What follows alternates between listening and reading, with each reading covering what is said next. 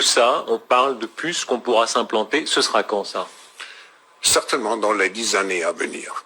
Et d'abord, on va les implanter dans nos vêtements, c'est-à-dire wearables, comme on le dit. Et après, on pourrait s'imaginer qu'on les implante dans nos cerveaux ou dans notre peau. Et à la fin, peut-être il y a une communication directe entre notre cerveau et le monde digital. Ce que nous voyons, c'est une sorte de fusion du monde physique, digital et biologique. On appelle quelqu'un, on n'a même plus le réflexe de devoir prendre un appareil, ça se fait naturellement. Hein. La technique continue le corps. Oui, vous parlez et vous dites, je veux maintenant être connecté avec n'importe qui.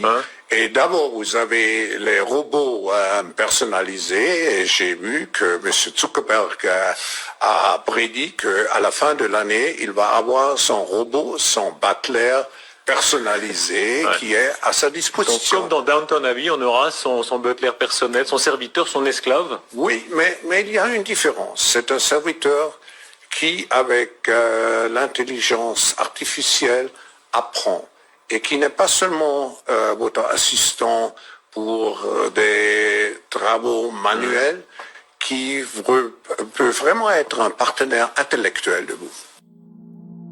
Shalom, Kahala Yahweh, Ba'ashem Yahushai, Ba'ashem Kodash. Double honors my teachers, the apostles and elders of Great Millstone. Peace and mercy to the elect, with the house of David reborn again in this generation. And Shalom to the 130 Yasharallah, who today are known as the Negroes, Latinos, and Native Americans, who before losing our true heritage, we were known as, and still are, the true Hebrew Israelites of the Holy Bible. In today's lesson, we're going to talk about the video you just saw with Carl Schwab in 2016, right? That being 6 years ago, talking about the microchipping of the population, right? And the benefits that it would bring. But before we get into that, let's read this. This is 2 Corinthians 2:11. Least Satan should get an advantage of us, for we are not ignorant of his devices. And one of his devices is the deception that is put out on the media, right? And you just seen a perfect example of that, where the French news reporter was asking Carl Schwab that, what would the future hold for humanity? Right? Well, Carl Schwab basically responded that it would be a future where you would have robot servants, right, who would do the will of your every thought, right? And not only would it be like a butler from Downton Abbey, but because it would be an AI robot, right, an artificial robot, not only would this robot be at your disposal for your physical labor, as Carl Schwab said, but it would be an intellectual partner, meaning you could have conversations with him, right? We've seen this in movies like, if you recently watched the latest Blade Runner, right? Blade Runner 2042, where the main character, he falls in love with his digital assistant, right? And then you also have, there's a movie that Joaquin Phoenix did where he fell in love with his robot, right? It was an AI, I think it was Scarlett Johansson was the name or the voice of the robot, right? But eventually he falls in love with it. And there's so many different movies that go on to push this narrative, right? But this is the future that Esau wants. And when I say Esau, I'm talking about these Edomites, right? Which is the biblical name for the so-called Caucasian people in the world, okay? See, when they say that your future is going to be of you owning a robot, they're not talking about you, Negro, Latino, Native Americans. No, not at all. They're talking about themselves, the people who already have all the money, own all the businesses, own everything, right? They have the resources to buy that, right? If you still manage to exist and get past all of the depopulation agendas that are coming right for you, you're not going to be owning a robot. You're going to more likely be working in a factory that builds the parts for these robots or does maintenance on these robots. Okay, that's your future in Esau's heaven. Okay, if this place was allowed to go forward, which it's not. This is 2nd Ezra 9:20. So I considered the world and beheld there was peril because of the devices that were come into it. Right? And what are these devices that have come into the earth that have destroyed our earth, man? That has made the planet Earth a living hell, right? Or as Alex Jones calls it, a prison planet. Well, let's take a look at what we're surrounded with. Okay, I brought this scenario up to my lady. We were in the car and she was checking her phone. She was checking the cameras that we have at the house, right? And all this while we were barreling down the highway doing 80 miles an hour, right? On the highways down here in California, everybody tends to drive fast, especially in the rural areas. But the whole point that you can do all these things with the assistance of technology, it's mind-blowing, right? And besides it being mind-blowing, it's deceptive, okay? See, though a lot of these technologies are beneficial on the surface, they disconnect us from our world, okay? When you look at our reality today, where we have jobs Monday through Friday, a lot of us work in office jobs or jobs which a couple of centuries ago would not even be considered real jobs, right? We no longer work the land. The majority of us no longer own any livestock, nor do we create, grow, or harvest our own food, right? Most of our living substance comes from a shelf or some store of some sort, okay? Either it's processed food that is purchased through some big chain supermarket. But see, this is the life and the devices that have come into this world, which have disconnected us from the world, and hence, this is why the world is in peril, right? We are not living as the Lord intended us to live upon the earth, right? See, a lot of people think that, heaven is going to be, heaven's going to be this amazing technological future world, but that's not the way it's going to be, right? You see, Esau's world is a future, or is an earth that's adverse to nature, right? It fights against nature. But when you look at nature and everything that the Lord sets up, everything works in tandem with everything else, right? Everything ebbs and flows. And that ultimately is how the future of heaven is going to be, right? Once the Lord comes to the earth, takes over, and is in rulership with us Israelites, right?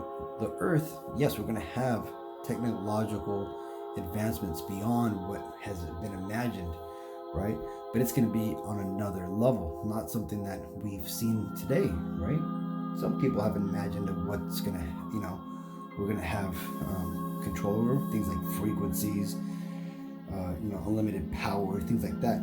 But the way it's going to be initiated, it's not going to be disruptive, right? It's going to be something that's at harmony, right? What does the scripture say, man?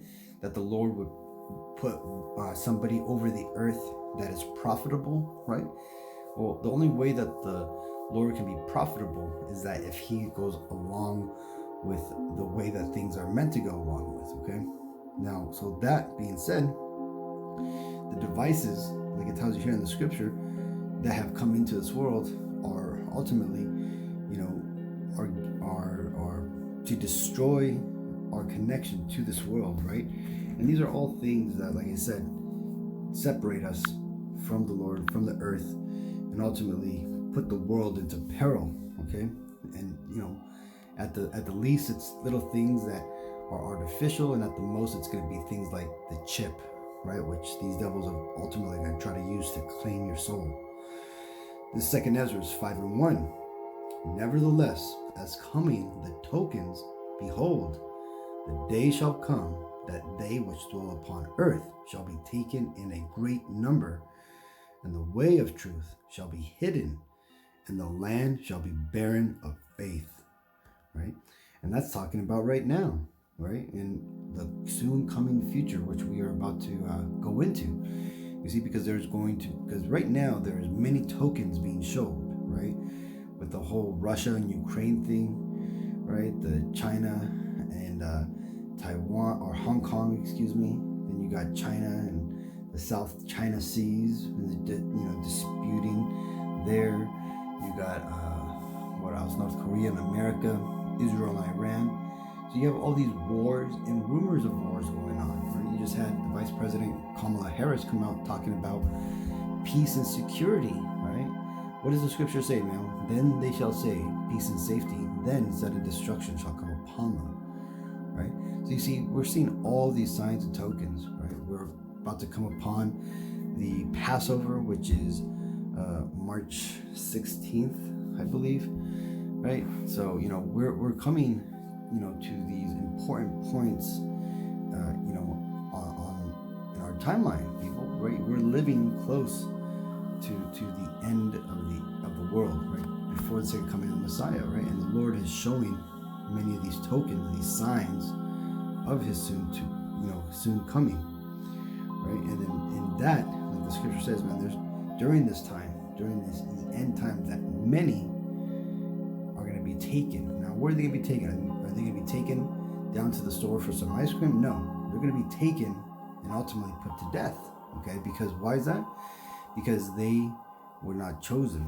They instead of trying to seek the Lord, they did their own thing, right? And the scripture says, the way of a man seemeth right. There's a way to a man that seemeth right to him, but the ends thereof lead to death, right? Paraphrasing. But see, that's ultimately what's going on, right? You have a lot of people out there today thinking that they know what's going on, especially with all this mass propaganda that is being thrown at them, right? These lies and deceit that is being presented to them as a benefit, right? Like you've seen Carl Schwab mention in the video that Mark Zuckerberg talked about how in the future there's going to be robots at your disposal, right? Question, man, do you really think you're gonna have robots at your disposal, right? I was listening to a discussion talking about the robots that we're seeing being built right now. They're not going to be made for the general public, man. They're going to be made for huge businesses, multinational corporations, because they're going to cost hundreds of thousands of dollars to create, and it isn't going to be for about another 100 years before you see a home robot, right? Of like the type of things that you've seen like in iRobot, okay? That's that's where the technology is at right now, right? Though these devils may be out there trying to show you a world of the future, right? Your life can be as pleasant as you want it to be, as long as you get these chips or whatever, right? Where your butler's doing all your work. That's all it's a facade. It's a deceptive, scheme to try to get you to go along with their agenda, right? And what is that agenda? To have you taken, right? To have you ultimately be depopulated from the earth, right? And why is that? Because it tells you right here, man, because truth is hidden, okay? The truth is hidden from the world at large, right? You see, if you're watching these videos, you are a small minority of people that the Lord has blessed and has given the eyes and the heart to understand what's going on, okay? This is why you're here, spending your time looking into what scriptures are being being translated into, and what history has to do, instead of being out there looking at the Oscars, looking at what Eminem did during the halftime show, or all these other BS deceptive things that are getting put out in the world, man. See? But remember, this is ultimately where this is ultimately leading to, right? Revelations 13 and 16. And he causeth all, both small and great, rich and poor, free and bond, to receive a mark in their right hand or in their forehead, and that no man might buy or sell, save he that had the mark, or the name of the beast, or the number of here is wisdom. Let him that hath understanding count the number of the beast, for it is the number of a man, and his number is 666. That's 666. So you see, so this is ultimately one of the last big prophecies that have to come close. And as you can see, with the, self-declared leader of the NWO, Carl Schwab, right, declaring in 2016 that there would be a solution, right? There would be a final solution, right? If you know what that term comes from, and you understand what I'm trying to say, there would be a final solution to the elites' problems, right? And when I'm talking about the elites, I'm talking about who this scripture here refers to as he, right? The he in the scripture is talking about these Edomites, right? These kings of the world who currently are in rulership right now, as it is prophesied that Edom would be in rulership, right? So your one percenters, your elites, your Bill Gates, your all these people, man, all these people who are running the world right now through their think tanks, through their NGOs, through their government bureaucracy schemes. These are the true rulers of the world, though they pretend not to be in power, right? They hide behind their banks, their investment groups, right? They're all these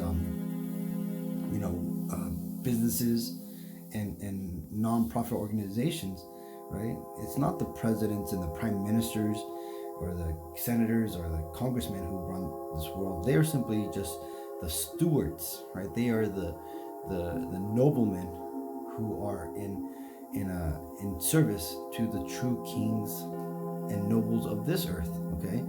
That being the Edomite one percenters, okay?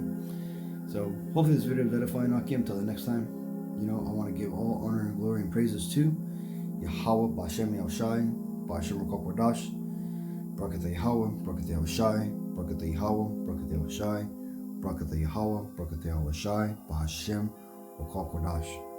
Shalom, Akim. Till next time.